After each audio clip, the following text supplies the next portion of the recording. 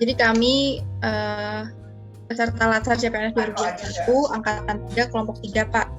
Untuk instansinya sendiri kami dari Direktorat Jenderal Pajak dan juga Direktorat Jenderal Bea dan Cukai.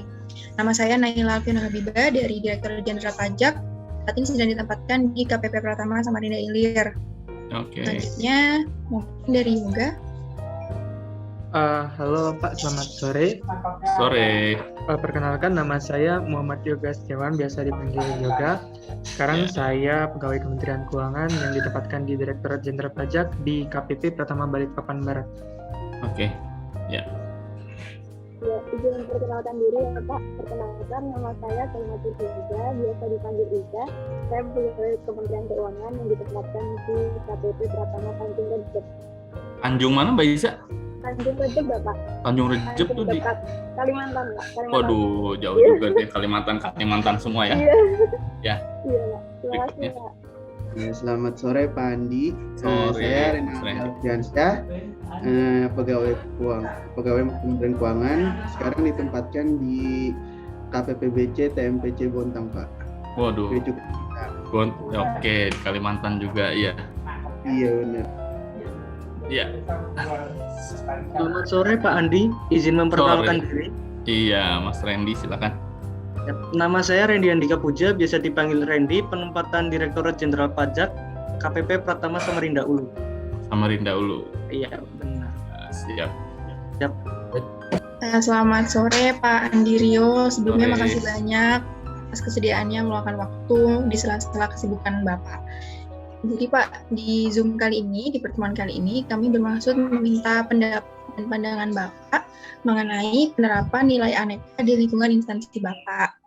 Nah, selama Latsar ini, kami sebagai CPNS kan diberi pengetahuan bahwa ada nilai aneka yang diterapkan di seluruh SN, yaitu ada nilai akuntabilitas, nasionalisme, etika publik, komitmen mutu, dan yang terakhir anti korupsi. Nah, di sini kami sebagai CPNS di lingkungan Kementerian Keuangan bermaksud pengen tahu lebih dalam gimana sih penerapan nilai aneka ini di lingkungan instansi Bapak, yaitu PPATK. Kurang lebih ada 3 pertanyaan yang akan disampaikan oleh teman-teman kami, Pak. Mungkin yang pertama akan disampaikan oleh dari Iza. Ya. Silakan. Jangan berat-berat ya, aduh. Saya jadi deg-degan soalnya. Ya, silakan Mbak Iza. Iya, terima kasih ya Pak atas kesempatannya. Ya. Ya, izin bertanya Pak, sesuai dengan MC tadi, di sini kami menanyakan terkait bagaimana sih Pak penerapan nilai-nilai aneka di kantor PPATK yang Bapak pimpin gitu Pak. Iya. Ya, terima kasih Mbak Iza atas pertanyaannya. Sebenarnya saya belum jadi pemimpin PPATK sih, belum, masih jadi, kalau istilahnya bercandanya jadi kacung kampret lah gitu kan. Masih di level tatanan eselon 4 dan kalau penerapan nilai-nilai aneka sendiri di PPATK sejauh ini kami sudah melaksanakannya dengan baik. Karena kami juga mempunyai nilai-nilai budaya kami itu intan permai, di sana juga ada akuntabilitas, ada nasionalisme, etika publik, dan komitmen mutu serta anti korupsi. Jadi penerapan nilai-nilai aneka tersebut di kantor kami sudah berjalan dengan baik.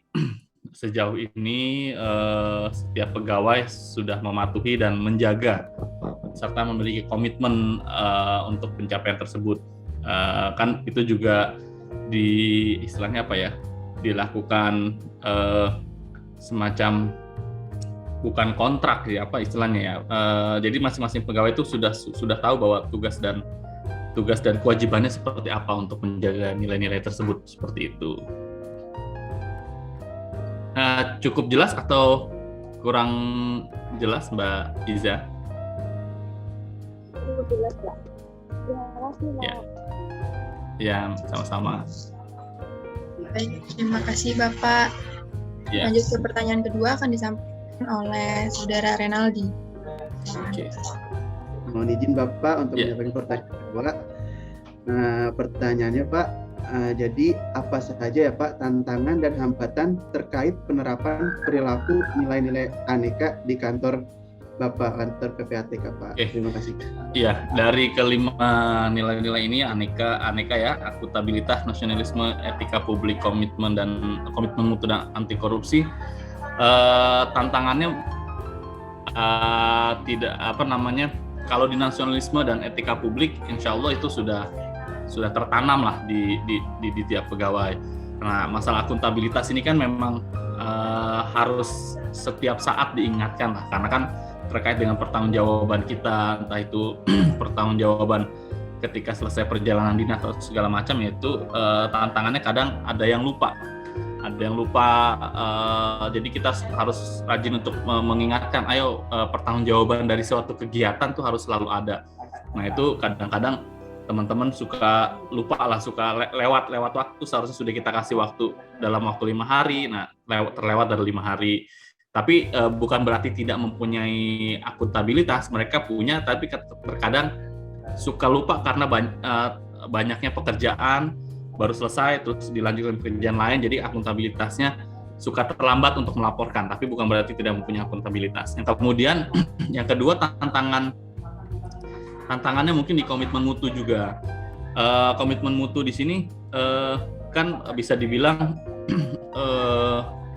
standarisasinya kadang-kadang berbeda antara satu orang dengan yang lainnya gitu kan. Nah ini kita berusaha untuk menyeragamkan mutu sehingga laporan yang dihasilkan menjadi lebih baik, dan kita juga meminta komitmen dari masing-masing pegawai ketika melakukan kegiatan sesuatu, bahwa kita sudah punya standarisasi bahwa kegiatannya harus seperti ini loh gitu, sehingga mutu yang dihasilkan kualitasnya bisa terjaga dengan baik. Ya, tantangannya seperti itu teman-teman. Baik, berarti relatif sama ya Pak, memang masih selalu ada hal yang harus diperbaiki. Pertanyaan terakhir, yang ketiga akan disampaikan oleh teman saya Randy Pak. Ya. Selamat sore Pak Andi, izin bertanya. Ya, silakan. Menurut Bapak, apa tantangan yang paling berat terkait disiplin, transparansi, dan tanggung jawab dalam penerapan nilai aneka ASN di lingkungan kantor PPATK Pak?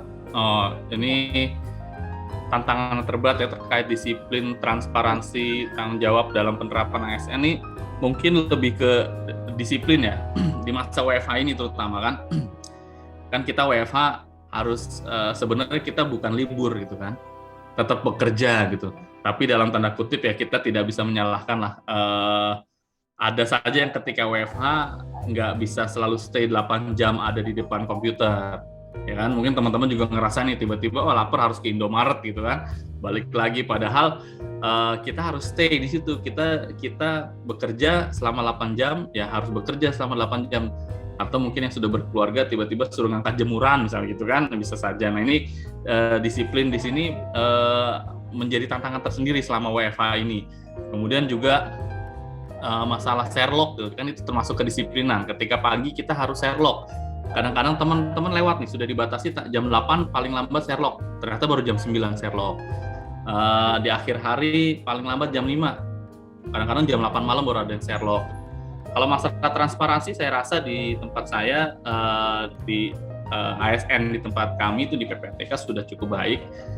Tinggal masalah kedisiplinan ini aja, terutama di masa WFH ini, karena memang agak sulit memantau ya, walaupun kami juga sudah melakukan di setiap unit kerja, untuk masing-masing unit kerja melakukan Sherlock setiap pegawainya, atau misalnya absensi dilakukan secara online kan, di tempat kami absensi secara online dan Sherlock. Nah cuman kadang-kadang Sherlock ini yang agak sulit pasti, misalnya jam 8 paling lambat tetap ada lewat, atau misalnya begitu ada rapat meeting melalui Zoom, wajahnya tidak ditampilkan, hanya suaranya, tapi begitu kita panggil lama nih, kemana gitu, katanya lagi makan di tempat mana gitu. Nah itu kadang-kadang nilai kedisiplinan ini di masa pandemi ini yang sedikit menurun dari ASN, tapi bukan berarti mereka kurang disiplin, cuman ya memang kondisi juga yang agak sulit lah kita membuat pemantauan secara online. Mungkin seperti itu teman-teman. Ya, baik. Terima kasih banyak ya Pak Iya. atas jawaban-jawabannya. Ya, semoga memuaskan ya, karena Sangat, Pak. Sangat memuaskan. ya maklum lah. Semoga terpuaskan atas jawaban-jawabannya dan sesuai dengan yang diinginkan teman-teman.